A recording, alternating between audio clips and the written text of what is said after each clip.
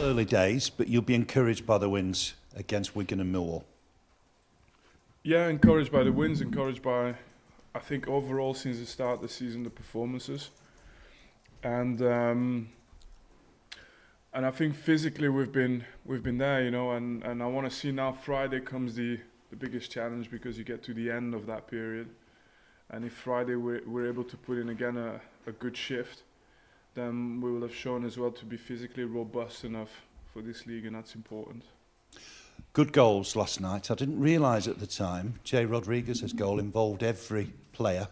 So a long passage of play, a really patient goal. Yeah, I've got to be honest. We've had since the beginning of the season some well-crafted chances, at least from where that involve quite a few players. And look, for me, it can be player A to player B and a goal. I'm fine with that, but at times to get those spaces, you have to work the ball into those spaces, and that's what we did very well yesterday. You've played at some of the best stadiums in Europe. Yeah. There was some atmosphere at Turf Moor last night. Yeah, it's brilliant. It's brilliant. And I have a thing. I mean, I don't know if I'm the only one, and I'm not being pushed by media or marketing or anything, but I really love to see the kids wearing the shirts, and it's a really special shirt. It just gives that little bit of a party atmosphere to the stadium. It feels like, and when the lads perform like this, it just blends into something very colourful. It's been, a real happy place for us at the moment. We've seen Vitinho at left back, right wing, left wing. Yeah. He's come in and done well. Yeah. Have you got a selection problem ahead of Friday with Ian Matson back? No, I don't really. It's a long season. We'll need everyone, and that's exactly what Viti did for the period where he played, and like I said, the more players we have available of that quality, the better it will be for the entire team. Manuel Benson played a big part when he came on as a substitute. It's 5 substitutes now in the Championship. Is that in Burnley's favour? Well, it wasn't until recently when we started, making the team a little bit more, the squad a bit bigger. I do think it would be beneficial for the Championship in general to allow even more subs on the bench. I was surprised a little bit to see that there was a difference between the Premier League number of subs allowed and the Championship, but definitely in general for football, I think allowing 5 subs is brilliant. It allows more players to get game time. It allows just more players into the game as well, which is hard enough. And for us now, I think we're equipped to use those players as well. Arrow went off last night, injured, looked like a shoulder injury. Any more news on that? Other than we don't think it's very serious. The rest I think we'll see day by day. Tomorrow is a day where I want to really have a look at everyone's how everyone feels, and just today let players recover. West Brom on Friday, obviously, and then Norwich at home, Preston away. They're 3 fixtures on the horizon that look massive. Yeah, there's quite a few in this league, to be honest. I don't think it's really clear yet who are going to be at the top and who are going to be at the bottom. That's how close it is. But you can see that West Brom and Norwich have got enough quality in there to and be a goal threat, score goals, and probably pick up pace during the season. So these games, I don't want to dismiss them as just a game along the road. It's a big game, and we'll need to be ready to go and give it a real good go. Thanks, Vincent. Thank you. Hi, Vincent. Hi there. Long time no see. Yeah.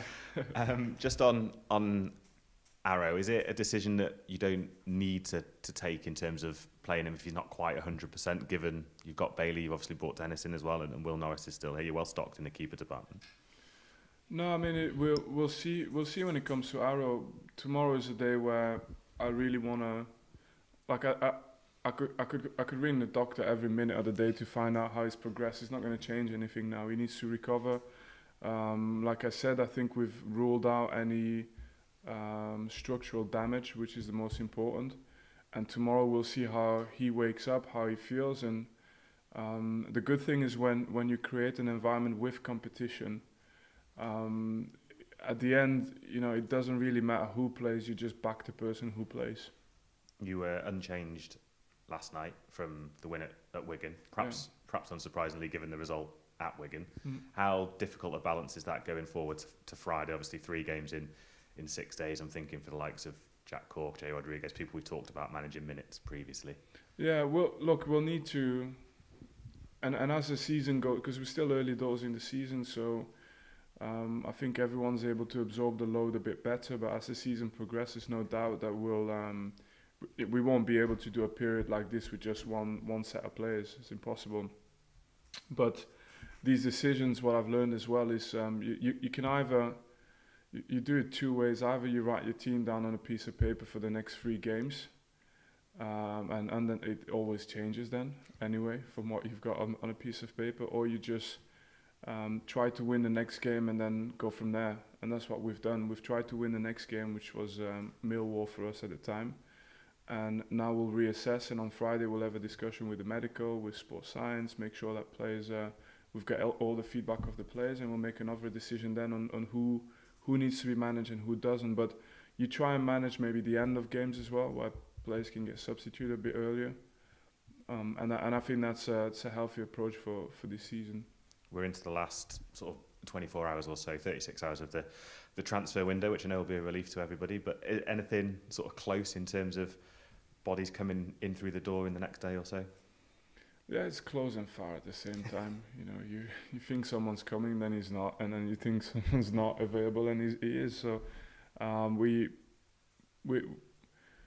could be looking still at 1 or 2 players potentially joining us, and but really we like I said before, I think what I want to point out is we're not gonna do anything desperate. It's players that we've known from before, players that we've tried, and for some reason it didn't work out. And if they come, then we're happy, and if they don't, then that completes the transfer window for us. Is that a mixture of loans and permanent? Still exploring both routes, and they've got a few loans in the building already.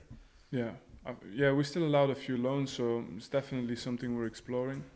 And then the permanent side is always about how much money we can put towards these type of deals. So we've invested I think wisely so far, and now we'll see. Like I said, nothing desperate, there'll be no Cowboys gunslinging because we've just had a win. Is players that we know, if they come we're happy, if they don't then we move on. Yeah, is there still money to spend in terms of bringing in players? It's not reliant on selling anyone in the next 24 hours, and there's still a bit of the budget left to spend if the right player fits it. Yeah, I think for the right player there's always something left, but I think for us it's we've got to a place where it was important for me to be in a position where we don't need to sell. So I don't want to tip the balance again. I don't want to tip the scales into a way where, well, because we've overspent, we need to sell. That's a priority for me. So we've done, I think, good outgoing business for the club that was necessary.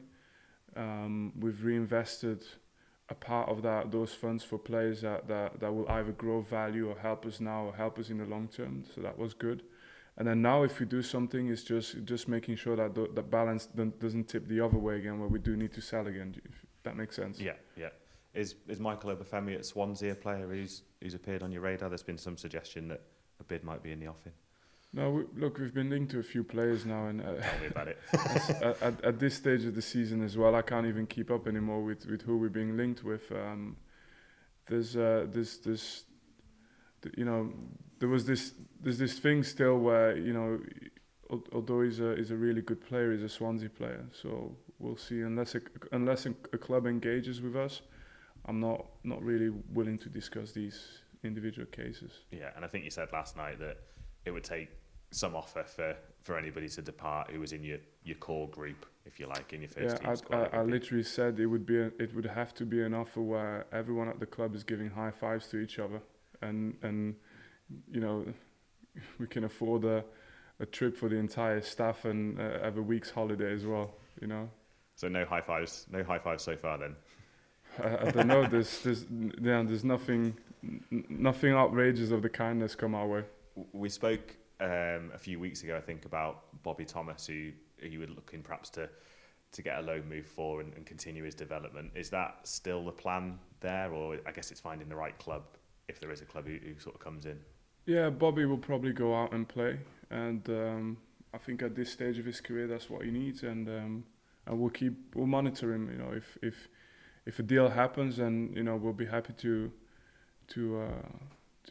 watch his progress, see where he is 6 months from now, see where he is a year from now. But no, I think it's a fair observation that he needs to be playing now. Just on West Brom, they've had a sort of okay start to the season, a few draws as well. How do you assess them as a force in this league? They've made what look on paper a couple of astute signings. Do you expect them to be one of the teams, sort of top 2, top 6 come the end? Yeah, I think the season so far has been kind of what everybody predicted. It's been elbows, and it's been you know, I don't think anyone has just run off. You know, it's been really tight, and so it's not abnormal to see West Brom where they are. It's been the same story for everyone. But what you do see in that game is a team who creates a lot of chances. They're willing to put the ball in the box, and they've got numbers there, and it's a team who's been, you know, on top in games where they probably should have got more. So I think they're in the same situation as many teams in the Premier League. They're just trying to edge towards everything clicking. You spoke about how much potential there is in this team, particularly given the number of new signings and the age profile of a lot of those signings. Have you been sort of pleasantly surprised with how well everybody's adapted and how well things have sort of gelled together, particularly in the last 2 results? Well, I knew I wanted to have legs and energy in this team, because I thought with technical levels we wouldn't get away with it, not in this league. So we got legs and energy, and so that's what I knew. And then what they've done on the ball at this moment in time, I've got to be honest, we worked towards it, but I didn't expect it to be consistent so soon. So, but you know, that's the truth of the last game. Now they need to prove it again in an even bigger game at West Brom away. But some of the things I see now, I'm like everyone else. Like, it's, you know, you set a goal and you say, okay, this is what I want to see in time, and some of the players have clicked really well together. But yeah, I didn't expect to see it so soon. Last one from me, just on a couple of players who haven't featured recently, Scott Twine and Kevin Long. Are they still a little way off in terms of injuries? Are they in full training? They're close by, yeah, both of them. So. I mean, we recovered Johan Goodmanson. Was like a new signing, you know. Sometimes when you're planning for the squad ahead, there's a couple of players where, you know, you can't really plan on them being back, because, you know, you take the history and then, you know, but you do everything you can to make them back, because to get them back, because you know what they can offer. And someone like Johan coming back was like a transfer we couldn't afford. Someone like Twiney coming back now, I know he's already played, but at Longy and at some point as well Westy, those are players coming back that we don't really, and of course in the case of Twiney it's different, but you know, we didn't really account for it. But when they come back, they'll give us so much more, because like I said, you can't really go out in the market and buy these players like that. Lovely. Thanks for your time. Thank All the best for Friday. Cameras off, please.